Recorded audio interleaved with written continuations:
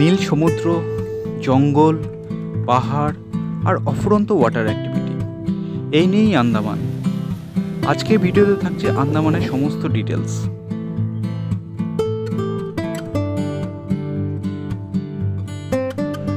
কলকাতা থেকে সকাল 7:30টার ইন্ডিগো ফ্লাইটে আমরা পৌঁছে গেলাম পোর্ট ব্লেয়ার।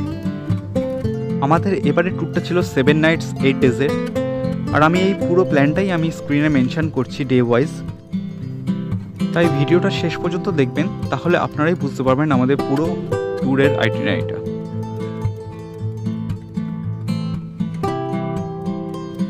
পোর্ট ব্লেয়ারে আমরা ছিলাম হোটেল আনমোল প্যালেসে।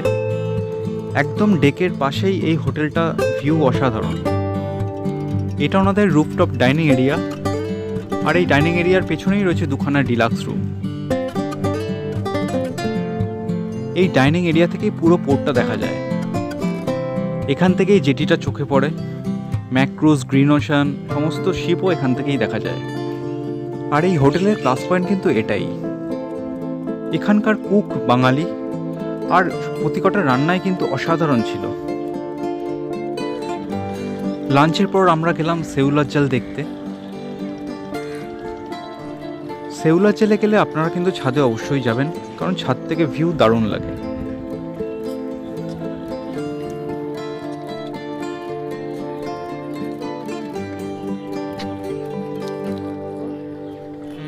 সেউলার জাল দেখার পর আমরা চলে গেলাম কার্বাইন স্কোপ বিচে।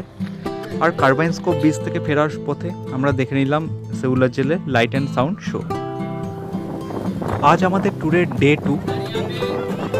আজ আমরা যাব নর্থ বে আইল্যান্ড আর রস আইল্যান্ড।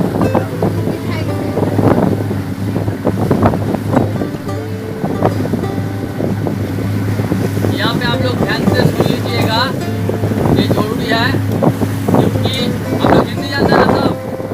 Very good. देखिए आज आप लोगों का 2 आइलैंड का टूर है, ठीक है। दोनों आइलैंड इसी बोट में जाना होगा। पहले सबके लिए गुड मॉर्निंग। देखिए 2 आइलैंड का जो टूर है, इसमें से इसी बोट में जो जाना होगा, बोट का नाम याद रखना जरूरी है। बोट का नाम है सीहॉक नंबर 2। बोट का नाम है सीहॉक नंबर 2 का पैसेंजर है, ठीक है। क्योंकि जो आइलैंड जा रहे हैं, आइलैंड में बहुत भीड़ रहेंगे, बहुत सारा पैसेंजर रहेंगे। आप लोगों को नाम हमको पता नहीं है, इसलिए बोट का नाम से ही बुलाया जाएगा। आप भी सीहॉक 2, आप भी सीहॉक 2, सभी सीहॉक 2 एक ही नाम है। आपको रिटर्न टाइमिंग दिया जाएगा, आवाज़ दिया जाएगा, आइए रिटर्न। टाइमिंग भी दे देंगे, वो टाइमिंग में आना है, ठीक है। पहले हम लोग जा रहे हैं नॉर्थ बे आइलैंड, ठीक है। आप लोग পৌঁছে গেলাম আমরা নর্থ বে আইল্যান্ডে। আর এই নর্থ বে আইল্যান্ডেই সমস্ত রকম ওয়াটার অ্যাক্টিভিটিস করা হয়। প্রথমেই আমরা চেপে নিলাম গ্লাস বটম শিপে। এই গ্লাস বটম নিচ থেকেই পুরো কোরাল দেখা যায়। টিকিট আমাদের পড়েছিল 2000 টাকা পার পারসন। তবে আমার মনে হয় এই টিকিটটা অনেকটাই বেশি, প্রাইসের তুলনা যা একদমই ওর্দি আমার মনে হয়নি। তাই আপনারা চাইলে এটাকে অ্যাভয়েড করলেও করতে পারেন। কিছুক্ষণ চলার পর বেশ বোর হয়ে গেলাম নিচে দেখতে দেখতে। তারপর তাই ডেকের উপর চলে এলাম। ডেকের উপর থেকেও ভিউ দারুণ লাগছিল কিন্তু আমাদের।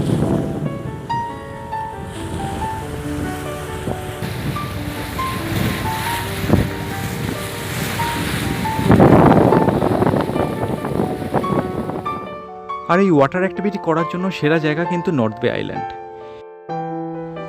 এখান থেকেই স্কুবা, স্নরকেলিং, প্যারাসিলিং সমস্ত কিছু হয়। আমরা এখানে স্কুবা করেছিলাম। ডিসকাউন্টের পর আমাদের টিকিট পড়েছিল পার পারসন 3000 টাকা। এর সাথে ওনাদের 1 মিনিটের পিকচার বা ভিডিও তুলে দেবেন, সেটাও ইনক্লুডেড ছিল।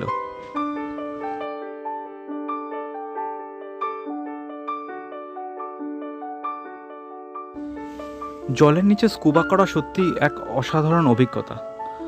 আন্দামানে এলে আমার মনে হয় এটা সবারই করা উচিত।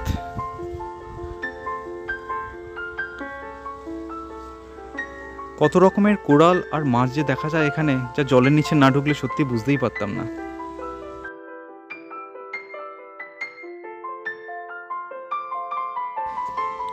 এ প্রসঙ্গে বলে রাখি, আমরা আন্দামানের ট্যুর বুক করেছিলাম মানি শেক্কার থেকে। ওনার কোম্পানির নাম আন্দামান ইসলেট। ক্রুজ বুকিং থেকে শুরু করে গাড়ি ট্রান্সফার, হোটেল, সমস্ত কিছু উনিই অ্যারেঞ্জ করে দিয়েছিলেন। তাই আমাদের কোনো হেডেকই নিতে হয়নি এসবের ব্যাপারে। আপনারা চাইলে ওনার সাথে আসতে পারেন, উনি খুব ভালো অ্যারেঞ্জ করেন। আর আমাদের ট্যুর সত্যি খুব মেমোরেবল ছিল ওনার জন্যই।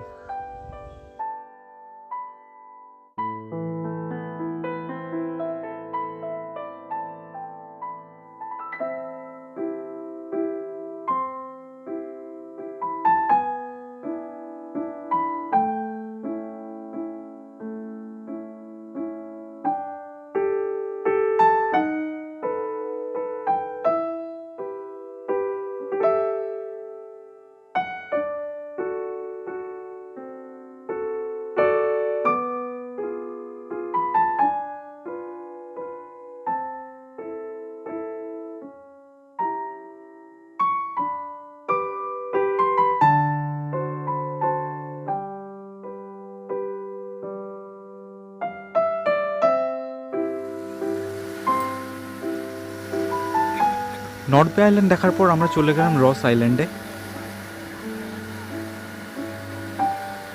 আপনারা যদি প্যারাসেলিং করে নর্থ বে আইল্যান্ড থেকে রস আইল্যান্ডে আসতে চান, তার জন্য টিকিট হচ্ছে 3000 টাকা করে, যেটা আমার ওয়াইফ করেছিল। রস আইল্যান্ডের আরেক নাম নেতাজি সুভাষচন্দ্র বোস আইল্যান্ড। 1788 সালে প্রথম এই আইল্যান্ডের আবিষ্কার করেন ব্রিটিশ আর্মি। এরপর 1857 সাল থেকে পেনাল কলোনি হিসাবে ব্যবহার করতে থাকেন ব্রিটিশ আর্মি। বিপ্লবীদের এই আইল্যান্ডে নিয়ে এসে আটকে রেখে নানাবিধ অত্যাচার করা হতো এখানে। সেই নিয়ে সন্ধ্যাবেলা একটি লাইট অ্যান্ড সাউন্ড শো হয় এখানে, আপনারা চাইলে এটাও দেখতে পারেন। এখানে রয়েছে একটি লাইট হাউস। এত অব্দি আসতে গেলে আপনাদের কিন্তু অটো ভাড়া করে আসতে হবে রস আইল্যান্ডের মেন গেট থেকে। এরপর আমরা হোটেলে ফিরে গেলাম, আর হোটেল থেকে কিন্তু দুর্দান্ত সানসেট দেখা যায়।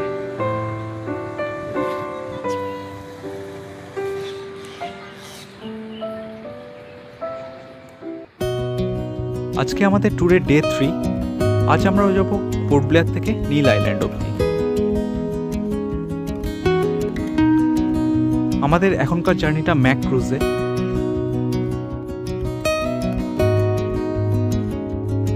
পুরোটাই এসি আর বড় বড় জানলা, সেখান থেকেই আপনারা দেখতে পাবেন নীল জল চারিদিকে। এখানে বুকিং করতে হলে নিচে দেওয়া স্ক্রিন থেকেই আপনারা বুকিং করতে পারেন।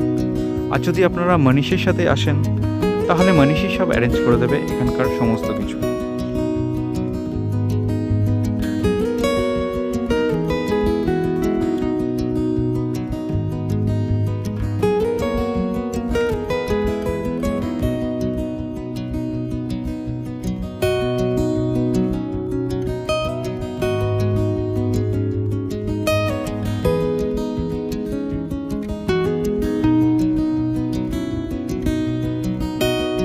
পোর্ট ব্লেয়ার থেকে নীল আইল্যান্ডে যেতে টাইম লাগলো 1 ঘন্টা 45 মিনিটের মতো।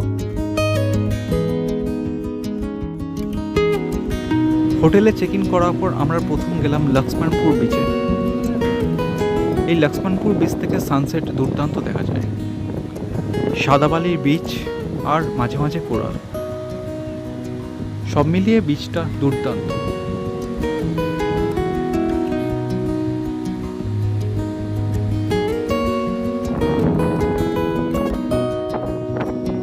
বেশ কিছুক্ষণ টাইম কাটানোর পর আমরা ফিরে গেলাম আমাদের হোটেলে।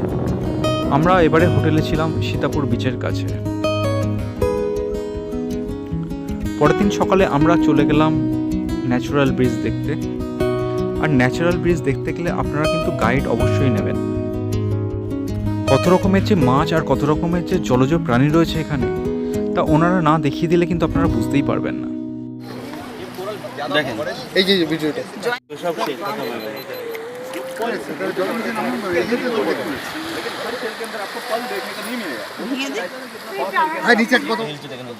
পুরো শের উপরে প্রায়, লেকিন এর ভিতরে যে হাট ঢুকে আমরা মুক্তটা খুঁজতে আপনার হাটটা পুরো ভেঙে দেবে একদম, এত ডেঞ্জারাস থাকে। সাপোজ এই দেখেন, একটু এদিকে আসুন আপনি ম্যাডাম, একটু এদিকে আসুন।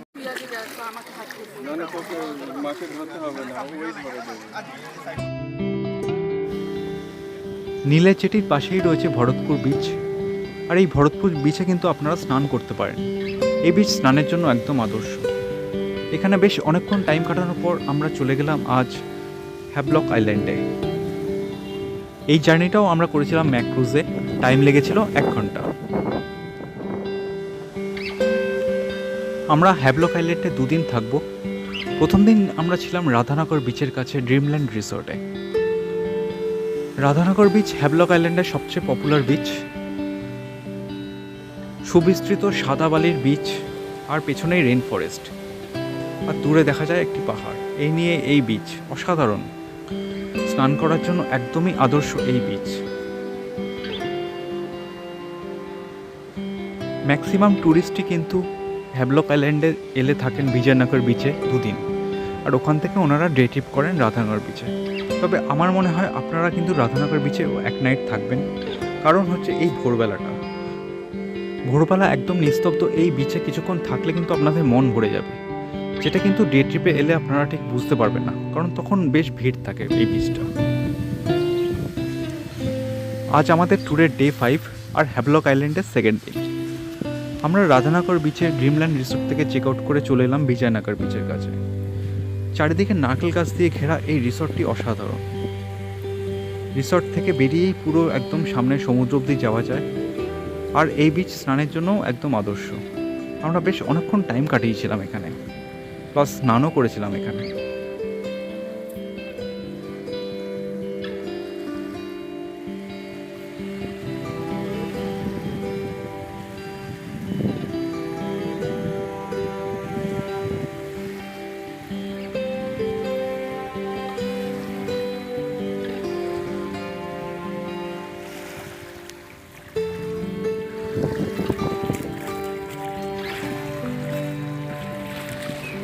স্বচ্ছ কাছের মতো জল, দূরে নীল আকাশ, আর বাদিকে অসংখ্য কোরাল।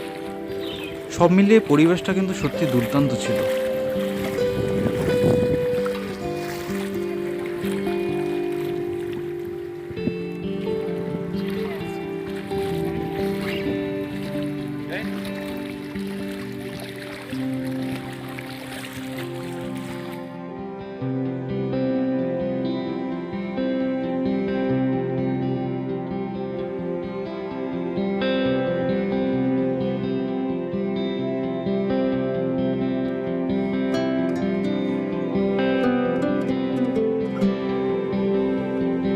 বিজয়নগর বিচ বাদেও এখানে রয়েছে কালাপাত্থর বিচ আর এলিফ্যান্ট বিচ। এলিফ্যান্ট বিচে যেতে গেলে আপনাদের স্পিড বোটে করেই যেতে হবে। কালাপাত্থর বিচ আর এলিফ্যান্ট বিচ দেখার পর চলে এলাম আমাদের হোটেলে। আর এই বিজয়নগর বিচ থেকেও সানসেট কিন্তু দুর্দান্ত দেখা যায়। আজ আমাদের ট্যুরের ডে 6। আজ আমরা যাব হ্যাভলক থেকে পোর্ট ব্লেয়ার অবধি। আজ আমরা ফিরব গ্রিন ওয়ান ওশান শিপে।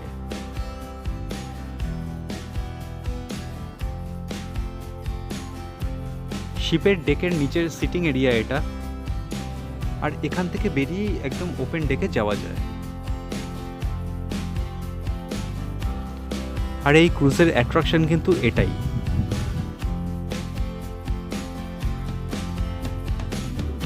আপনারা যখন পোর্ট ব্লেয়ার থেকে নীল বা হ্যাভলকের জন্য ক্রুজ বুক করবেন, চেষ্টা করবেন গ্রিন ওশান 1টা বুক করার, কারণ এই গ্রিন ওশান 1টাই একমাত্র ক্রুজ যেখানে ওপেন ডেক আছে। বাকি ম্যাক ক্রুজ বা গ্রিন ওশান 2 সবগুলোতেই কিন্তু কভার্ড এরিয়া, মানে এসি একদম পুরোটাই থাকে, কিন্তু আপনারা ওপেন ডেকে যেতে পারবেন না।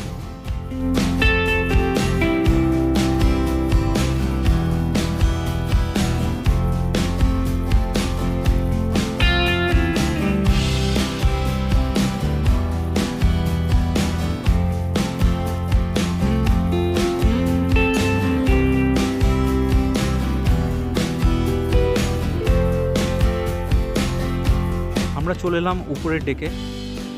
এখানে ফুডিংয়ের অপশনও আছে, আপনারা চাইলে এখান থেকে কিনতে পারেন।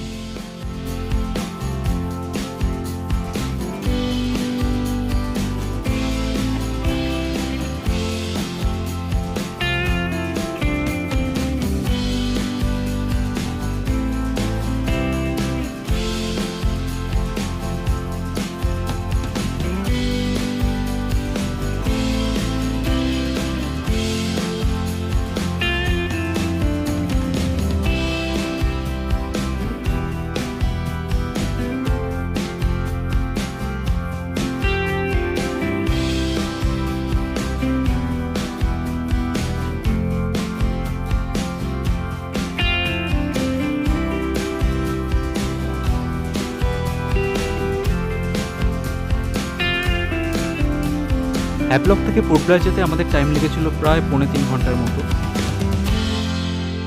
আর এই পুরো টাইমটাই আমরা ওপেন ডেকে বসেই কাটিয়ে দিলাম। দারুণ লাগছিল পুরো চারিদিকে নীল আকাশ, তার সাথে নীল জল আর দূরের পাহাড় দেখতে। অসাধারণ ছিল কিন্তু সত্যি এই জার্নিটা।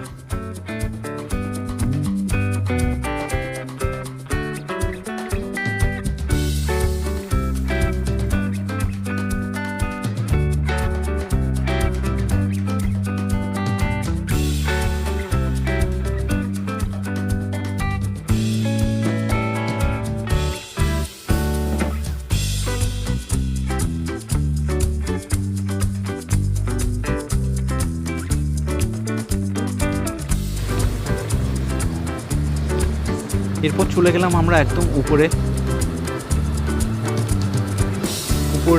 থেকে ডেকে থেকেও কিন্তু সুন্দর বেশ একটা ভিউ পাওয়া যায়। এখানে যদিও ফটো তোলা রেস্ট্রিক্টেড, তাও আমরা কিছুক্ষণ রিস্ক নিয়ে একটুখানি ছবি টবি তুললাম।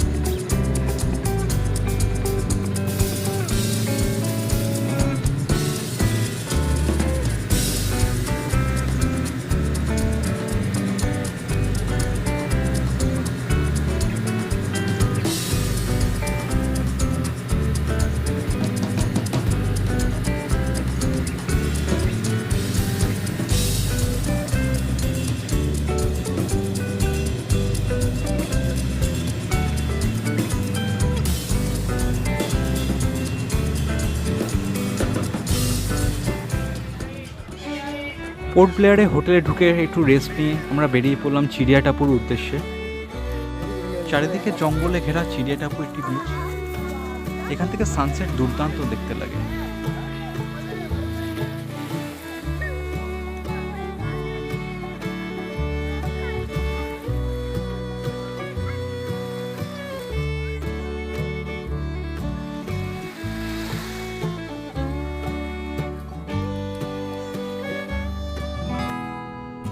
আজ আমাদের ট্যুরের ডে 7, আর আজ আমরা যাব বারাটাং আইল্যান্ড হয়ে লাইম কেভ অবধি।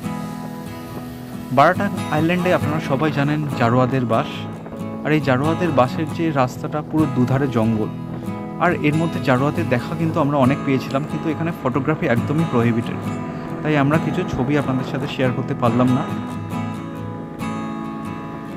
লাইমস্টোন কেভে যেতে হলে আপনাদের একটি স্পিড বোটে করে যেতে হবে। তার দুধারে খাড়ি, এখানে কুমিরের দেখা মেলে।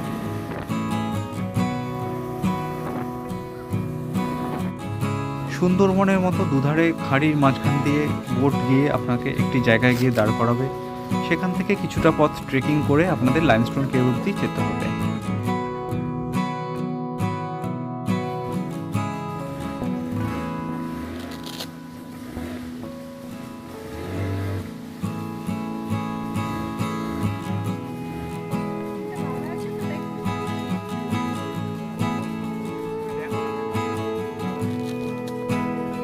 পুরো জার্নিটাই কিন্তু বেশ থ্রিলিং ছিল।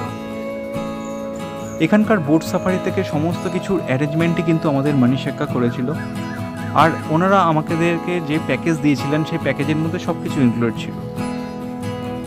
আমি প্যাকেজ রেটটা বললাম না, কারণ এটি সিজন ওয়াইজ আর ইয়ার ওয়াইজ ভ্যারি করে, তাই আমার ফোন নাম্বারটা আরেকবার শেয়ার করে দিলাম। আপনারা ওনার সাথে ডাইরেক্ট কথা বলে নেবেন, কথা বলে কারেন্ট ট্যারিফ আপনারা যাচাই করে নিতে পারেন।